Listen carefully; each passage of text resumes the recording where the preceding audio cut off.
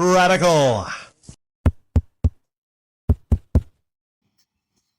First off, happy July 4th weekend, everybody. Not July 4th, that's on Tuesday. So if I upload something on Tuesday, I'll say happy July 4th. But you can't say happy July 4th because it's not July 4th. It's the weekend. It's the weekend preceding July 4th, you know? So what does that mean? That means you can party twice. You can drink, eat a lot, set off fireworks 2 times. So you get like 2 holidays in one. So speaking of 2 in 1, there's 2 reviews here real quick. I'm going to read for the new Indiana Jones movie that came out, I think, the 30th. All right. It did have a release. Well, it released in a limited release or one of those film festivals, I believe. Maybe they want to get some positive buzz out from there, and that really didn't work because there was a lot of good reviews from the early release. But now we have the official release for everybody, and I want to read 2 reviews real quick. Okay? And if you saw the movie, you can leave your thoughts in the comment section down below. Feel free to. Sal Torres, fitting into what was and always will be one of the greatest adventure stories on film. The story was brilliantly told in a complete 360 style, starting with a CGI-enhanced Harrison Ford. The technology allows us to see him as he was back in the 80s, and it was at once refreshing and melancholy. No spoilers here, but suffice it to say, this movie did not disappoint. Sure, he is 80 and moves a little slower, even in the film, but the storytelling and the exceptional performance by Phoebe Waller-Bridge more than makes up for the lack of spring in his step. She is a delight to watch, and I hope we see her in the next series, if one is made. I think she has the chops to pull it off. You know, I've seen a picture of her. She has the chops. She has a jaw that would probably deflect. Okay, I'm not going to say anything about her appearance. It's kind of mean, but she does have the chops. She could probably rip into a steak in 2 bites. She's got some choppers. I'm saying so, but this comment is talking about not literally her chops, but her chops for acting. To pull it off, maybe on the Disney Plus channel, a la National Treasure style. In any case, we saw it in 4D, and it made it more fun and interactive. Irregardless, the film has a... Wait a second, irregardless? Don't you mean regardless? Okay. The film has a steady pace and is filled with cameos, albeit quick ones, of John Rhys Meyers, Karen Allen, and Antonio Banderas. Good fun for all. See it on the big screen as it will lose its luster on a TV. You know what? Something tells me that feels like the kind of thing that was written the 5-star review that gets some nice plugs in. See it on the big screen because it loses luster on the TV. Go out, buy some tickets, see it on the big screen. It might be on Disney Plus. It feels off. You know what I'm saying? Almost like Sal Torres is not a real person. There's a lot of these like this. Says, okay. And one thing that really kind of like drives me to believe that was he brought up this woman, this Phoebe Waller-Bridge, and she makes up for the lack of spring in his step. Him being so old. So I guess they're bridging the gap there. There's a lot of things about her people don't like. I don't know much about her.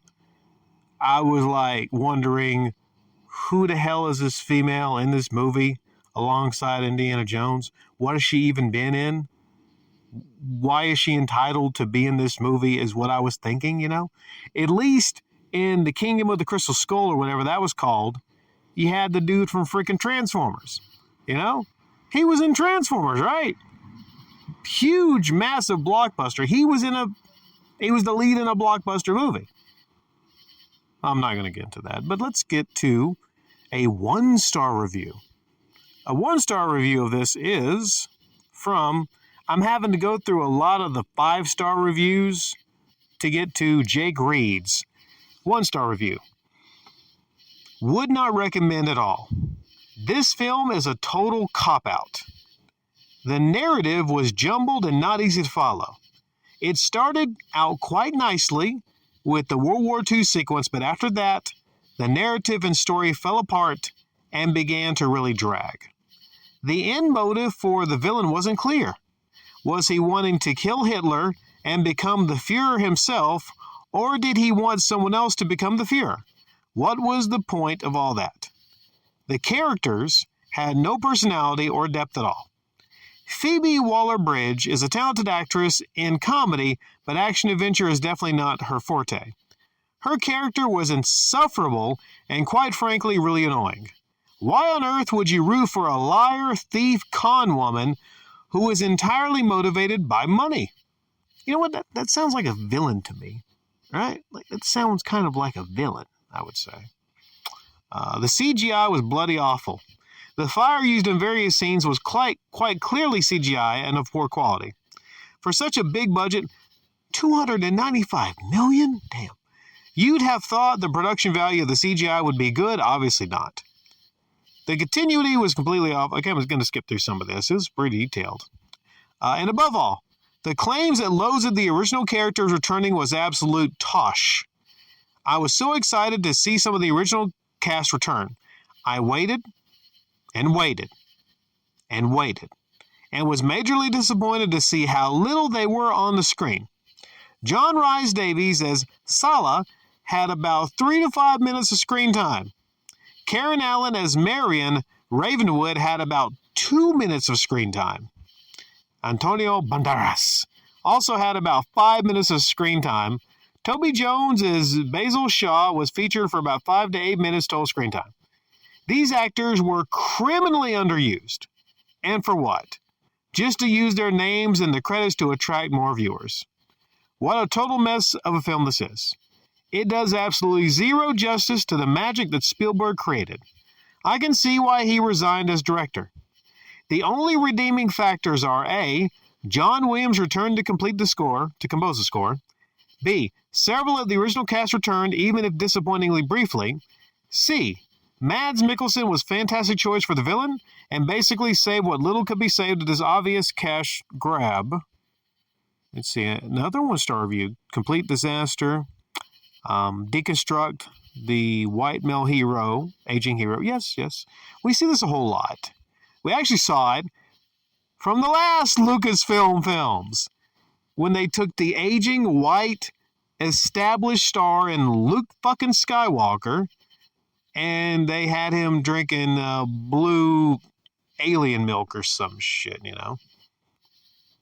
So that's the whole thing there where they do a Lucasfilm. You know, they take the established white older character and they just swap them out for the younger British woman. That's what they got to do nowadays, I guess. Yeah. You know, this is how I know a lot of these reviews were actually just bullshit. Because this one review, 5-star, talks about how it was directed by Spielberg. So some of these 5-star reviews on Google are actually making people think that Spielberg had anything to do with this. It was not directed by Spielberg. I saw this picture of Lucas, right? I saw this picture of Lucas, and Harrison Ford was pointing at him in the picture. And he just looked shocked and defeated about this. I mean, this is his last baby, right? It was Indiana Jones and then Star Wars. Like, imagine if you're Lucas and you're seeing all this stuff happen. You're seeing your creations, man. You're seeing your creations just go up in fucking flames, man. Now, I'm not saying that, I haven't seen the movie. I'm not saying that it's not good. Hell, there might be some parts of it that are good. All these reviews basically are talking about the ones that aren't bullshit. Talking about how the first 15 to 20 minutes of the movie is great. You know, you have young Harrison Ford. I think that's a big point of it. Because, like, he's 80, man. Like, it's like you're dragging his almost dead carcass. I'm sorry. I mean, 80s, 90s, that's when people die. Some people die. I'm like, am I shocking anybody by saying almost dead carcass? Yeah. You're dragging Harrison Ford out here for another movie. And what for? I mean, is he being used as a stepping stone to promote this insufferable female to don the hat? It's like the ultimate bait and fucking switch. It's like you bring out Harrison Ford, and then, like, you know, the whip cracks, and then, you know, Harrison Ford is pulled off stage, and then you have this almost no-name person. I think people would be happier if the dude from Transformers actually... can I give away some of the plot here that I've actually read online? I mean, I'm not going to see the movie. I don't give a shit to see this movie. But wouldn't it make more sense to actually not kill off the dude? You know, what the heck was his name? I forget his name. You know, his son. To not kill off his son and actually just have his son take the mantle? Well, that would make too much sense, you know. We can't have any torch being passed in Lucasfilm to white male characters. I mean, a lot of people were calling this out when they saw it in Star Wars, but now there's a pattern here of the torch being passed onto insufferable, what do you call it? What's that word that keeps bouncing around? Female, you know, yeah, I don't know, it's fucking late, you know. If it was early in the morning, I'd be whip cracking, whip smart, but it's really late. I'm about to go to bed. Damn, it's tipped my tongue, right? You know, the overachieving female character in movies right now that doesn't earn it, doesn't deserve it, you know, but they're placed in these movies basically to just shift from these older white male characters, just white males, to shift over to the females. And that's what's going on now. You can't have a shift, though, without even just insulting the characters that they're based on. See, it wouldn't even be that bad, I don't think, if it wouldn't be in the movies with Luke Skywalker, how his character was just destructed, and they destroyed the Luke Skywalker character before moving on to the female. But in this movie, you can even tell from some of the trailers for it, he's miserable. He's miserable. His son got killed in Vietnam. At the end of this movie, spoilers, I'm not going to say, I don't care. I'm going to give it away. In this movie, he actually gets shot, and he wants to die. It's almost like Luke just giving up on the Force and all that stuff and just going away to just die on an island. But then you have to have the female character that says, no, you white man. Come on. What the fuck's wrong with you, dude? Come on. The perfect white female characters, they have to egg the old aging, you know, iconic characters along, right? So it's crazy to see, for me, within a span of less than half a decade, you have the destruction of Luke Skywalker, and you have also the destruction of Indiana Jones, it seems like. I mean, fucking Indiana Jones, right? He goes from being one character to just... I mean... He seems smiling and happy. Maybe they paid him a whole lot of money for this movie, but... Yeah. I mean... Kingdom of the Crystal Skull wasn't a masterpiece by any means. Was not. And this, like I said, I haven't seen it. Maybe a lot of this movie is good. Maybe it is. But I don't know, because I don't know from fucking reviews. You can't trust the reviews, you know? Maybe some of you have seen it and you liked it. Okay, fine. But it just seems the purpose right now from, you know, Kathleen Kennedy. Kennedy! I might have that picture of that wrestler. Kennedy, whatever his name was in WWE.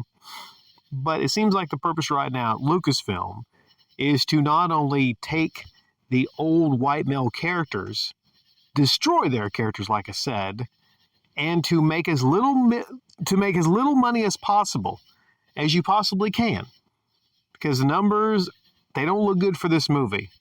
For what they're paying, I don't think they're going to make their money back from this movie. I mean, Star Wars, yeah, you can make your money back from maybe Star Wars, possibly, but Indiana Jones, outside of like the U.S. and some other places, who really gives much of a fuck about, Indiana Jones? It's like, it's not a franchise that has been very relevant for the last couple decades. You know? Da da da da da da da da da da da da da. Okay.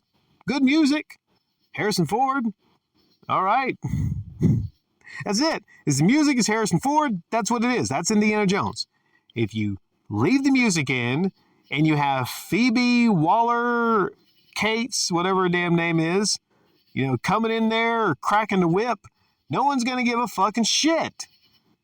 And unlike the Star Wars movies, you don't have that universe, that rich Star Wars universe to even back everything up. It's just some insufferable bitch.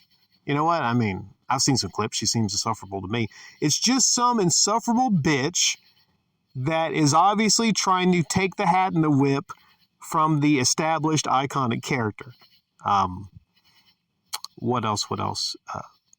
One thing that a lot of people mention is there's a scene in the movie to where there's a lot of men that are checking her out.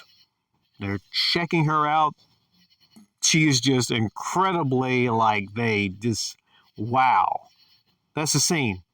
They're checking her out and they just can't believe how beautiful she is. I'm sorry. I don't see it, man. Like, it's either the director or the actress herself. I don't know. Like, maybe women don't understand that there's men. I mean, I know beauty is objective, but listen, I am not going out of my way to smash that. I'm not. Sorry. All right? I would have to be actually pretty desperate for that. Right? I will say one thing. She's not dainty and feminine. So there's that. I've seen her running, though, in some of the clips.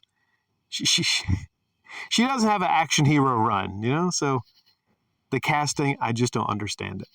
Do any of you understand why she would be cast there? I don't know.